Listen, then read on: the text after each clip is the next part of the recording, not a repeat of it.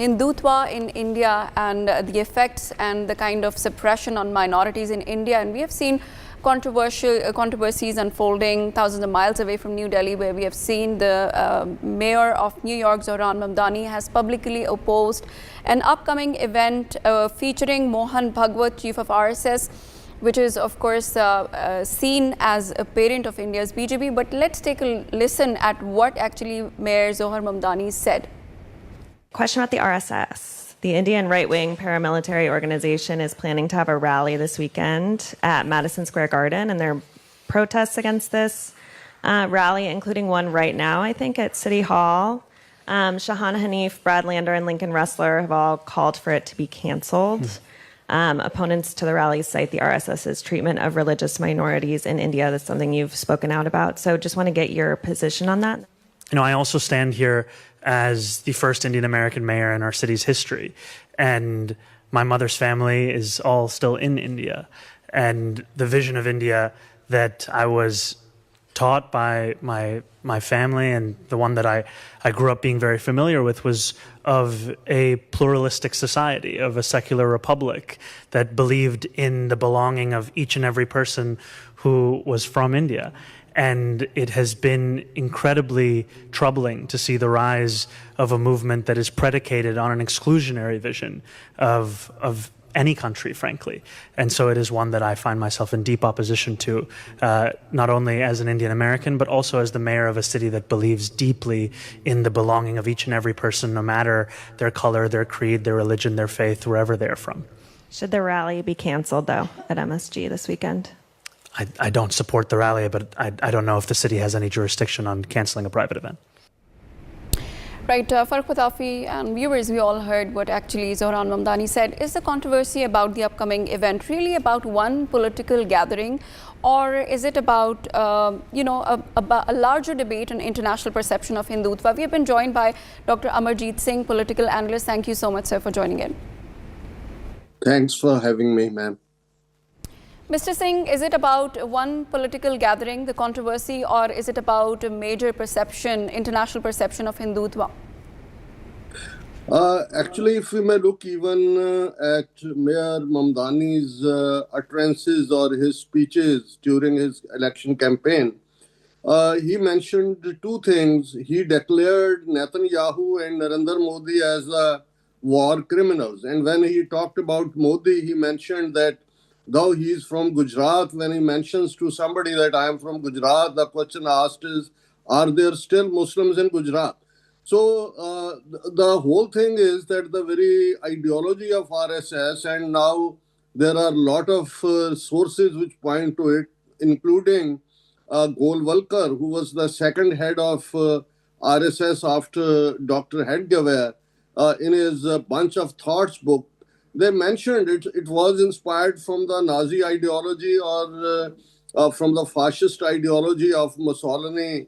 And in 1920s, they were very clear that when the British will leave, what they will do to the minorities, Muslims and Christians particularly. Regarding Sikhs, Buddhists and Jains, from the day one, they said they are the part of the Hinduism, they are branches, they are Panth within the ocean of Hinduism. So I think now with a lot of things happening around, particularly India's transnational repression, the persecution of minorities within India, and I'll point out that even yesterday, United Nations Special Committee, which has like over 18 experts, they issued a report where they pointed that what is happening in India to scheduled caste, scheduled tribes and Rohingya Muslims, and even Indian, as that was the periodic review of India, and India's Solicitor General, Mr. Tushar Mehta, was in Geneva to defend his case. But in spite of all that, a very detailed report has come which has been out today criticized in India. So I think this is a kind of Mohan Bhagwat's trip to UK, America and Canada is a kind of precipitation of what has been happening in India and the very challenge which India has faced from this Hindutva ideology. It has been there for over a century, and this year this Mohan Bhagwat is traveling around in the under the garb of oneness of human race. But everybody knows that as the Nazi party's slogan was one nation, one race, one leader. So the same concept is Hindu, Hindi, Hindustan. And in America, if we may look at the different reports of like United States Commission on International Religious Freedom, for the fifth year continuously, they are pointing that India should be declared a country of particular concern. And even now, before Mohan Bhagwat's visit here, USSF has issued a strong statement urging American government that no higher officials of American government should meet him, and they have even asked for sanctions on RSS. So I think it was some things were under the carpet in the name of trade, in the name of so-called democracy, largest democracy on the planet. They were hiding many things, but now it is becoming very clear, and that is why it's not only when Mohan Bhagwat is coming Saturday, it's not only Sikhs or Muslims, those who will be protesting. Even yesterday, outside the city hall, the Hindus for Human Rights and other even Hindu organizations, they joined Sikhs and Muslim organizations in protesting against his visit. Thank you very much, Dr. Singh, for this very comprehensive answer. Let me actually remind everybody who's watching the history of Madison Square Garden. You have already spoken about the Nazi inspiration. So back in 1930s, Madison Square Garden also saw two Nazi, believers there as well. So that is a given, and that is a concern. But we saw that the harder part of Hindutva, or harder phase of Hindutva, Narendra Modi has already repeatedly spoken there. Mohan Bhagwat is trying to be essentially the softer phase of Hindutva. How is it different? And what was the point of him going there and addressing them?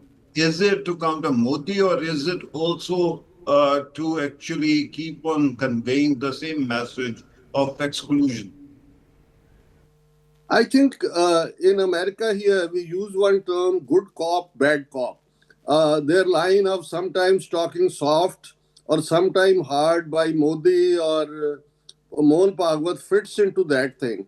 And I think in America, if I may go a little bit back in the earlier part of 20th century, when the Nazi ideology was raising its head in Germany, in America, the white supremacist Ku Klux Klan, after the First World War, and even President Woodrow Wilson, when we see about it, even he was having the soft corner for this white supremacist group, Ku Klux Klan. At that time also, will have to look at it that even the word Arya or Aryans, as Nazi party used, or swastika, this all has its roots in the Brahminical ideology of Varan Ashram. Varan in Sanskrit means color. The very division in the Hindu society about in four Varnas, that is based on the supremacy of the Brahman, which is, and when you look at the symptoms of Brahman, long nose, fair color, and everything that is described by Manu and others as well. So I think the link within America, they had at that time also. And now, even when in America, due to President Trump's his election campaign and immigration issue and others, white supremacism is raising its head. Not only in America, we have seen that in Canada, Europe, Australia, and New Zealand. And I think there is a hidden lobby of RSS from since then, since the 1920s till now. So one reason is very clear on the political front. Modi is caught, if I may have to say, as there is no trade deal yet within America, and even his connection somewhere with the Epstein files and all. So a lot of background things, and in America also, in the white supremacist class, there is some sympathy for them. So I think Mohan Bhagwat, this trip, though it is in the name of celebrating 100 years of RSS founding, but I think it is like they are also realizing that they can sell this chip that white supremacism and Brahmanism, they are in the same boat. Though there is not public, yet we'll have to see that who meets Mohan Bhagwat during his American visit. That will tell or reveal that why this timing, as at this time when the trade deal has not been signed, India is rattling between be a part of BRICS or be on the American bandwagon. So the timing thing, I think, is kind of intriguing at this time. But certainly, we'll see that how Mohan Bhagwat's visit here in Canada as well, like over 60 organizations in Canada, has asked Canadian government not to let him enter Canada, including the top members of parliament from the NDP party. So about timing, we are not sure why it is at this time, but very soon we will realize that what they were intending to and what they got out of this visit. Thank you, Dr. Singh. You have actually brought up a very fascinating link between the rise of Hindutva and also rise of white supremacy. Particularly since 2014, earlier we saw back in 1990s, there was some element of fringe in Europe that was rising, but then it dissipated with the death of Haider. But here, after 2014, we have seen that all these elements have actually raised their heads on acid very quickly, moving to predominant places and discourse as well. Do you think that there is a possibility that Hindutva group might actually be sponsoring the rise of such elements? Because in the end, as you pointed out, the Brahman white supremacy linkage is quite strong, and they would want similar kind of order where a social hierarchy is established, and some people, especially Muslims, Sikhs, and Jewish people and others, are considered less human than Brahmins.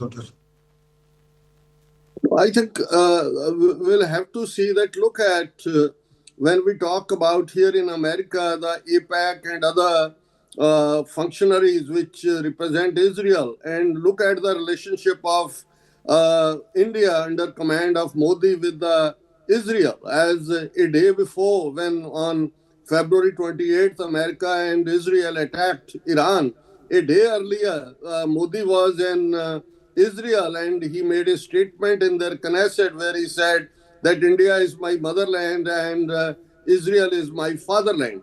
So we'll have to look at it that how they are connected with each other.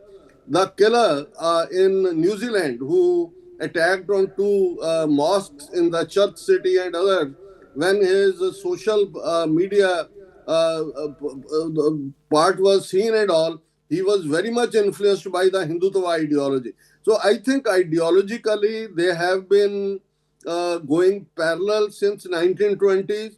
And even Golwalkar, when he mentioned about Muslims and Christians, he said they'll have two choices when the Britishers leave. Either they should assimilate or they should be ready to be annihilated.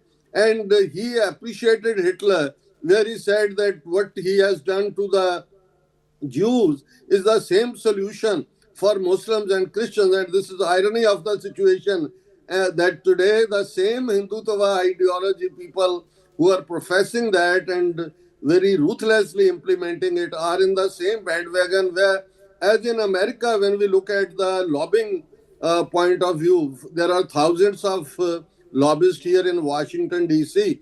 But the Israel lobby or under the APAC has been very strong. And it is the same lobby which has been representing India as well. Even the lobbying firms which India has hired has the same roots as the APAC and other connections. So I think there is a very strong connection. As few things, they go behind the curtain. We don't know, as even the media here in America, they may be mainstream media, that all is controlled by Zionist lobby, and sometimes even media channels like CNN, they have their partnership with the Indian ANI or others, which are the Raz outfits. So it's a very close relationship. The only problem with now Indian lobby here in the United States is that majority Americans have started challenging Israel's dominance. As President Trump's election campaign slogan was America First. Now in America, there is a debate that what policies Trump administration is pursuing is not giving the indication that America First is the real agenda. It is Israel First. So that is why over 70% of Americans are not in favor of Iran war. So I think the Hindu lobby here as well, now they have a very vast network here, Hindu Foundation in California. And let me tell you one thing, that when Indian government or their Raw agency, they had transnational repression, killed one of Tar Singh Khanda in Birmingham on June 15th, 2023, killed Hardeep Singh Nijjar on June 18th, 2023 in Canada. And then there was Gurpatwant Singh Pannu murder plot, which was revealed after FBI cover agent was talking with him. So one thing is very clear, that even during that time, the mainstream media at one stage was covering the Indian story. But now, even this has been challenged when Nikhil Gupta, who was a hitman hired by Vikas Yadav, a IPS officer of RAW, now under the transnational repression also. But one thing which I was going to point out, that California Assembly and Senate passed unanimously a resolution where they said that California government should keep fund for training cops to deal with the situation in case of transnational repression. And Hindu Foundation was in the forefront to get it vetoed by giving a huge sum of money to the governor of California. Dr. Amarjeet Singh, thank you so much, political analyst, for joining our show. Unfortunately, we're running short of time. Thank you. We really appreciate your comments and, of course, your precious views on this important topic that we were discussing. Thank you, Farrukh Patafi, for joining our show. Viewers, this is about the New York Mayor Zohran Mamdani, who has publicly opposed an upcoming event featuring Mohan Bhagwat, chief of RSS, and we all know that it is the ideological parent of BJP. And when we talk about BJP, we all know that their human rights organizations have raised questions on the anti-Muslim hate speech, discrimination, and growing pressure is there now on the civil society as well. So it is upon the policies of the BJP, India really has to see it as not only isolating India on the global stage, but of course putting a lot of pressure on the civil society as well, and a lot of question marks on the societal and political identity of the Indian citizens itself. This is all for tonight's show. It's Mahin Jafri signing off. Stay tuned to Pakistan TV.